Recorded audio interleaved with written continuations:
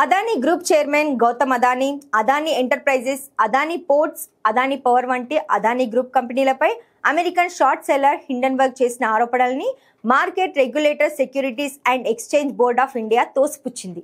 జనవరి 2023లో అదానీ గ్రూప్ సంస్థల మధ్య డబ్బుల్ని మళ్లించడానికి Adicorp Enterprises, Milestone Trade Links, Rehvar infrastructure వంటి కంపెనీలను ఉపయోగించుకుందని హిండెన్బర్గ్ ఆరోపించింది.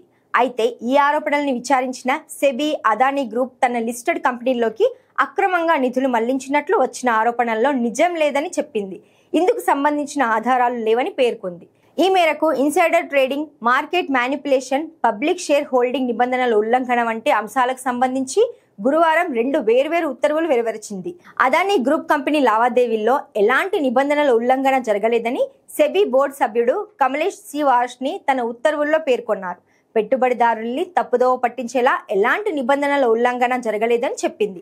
అదానీ గ్రూప్ పై ఎలాంటి జరిమానా విధించాల్సిన అవసరం లేదని తెలిపింది. హిండెన్బర్గ్ ఆరోపణల తర్వాత అదానీ షేర్లు ఒక్కసారిగా కుప్పకూలాయి. సుమారు $150 బిలియన్ విలువను కోల్పోయారు.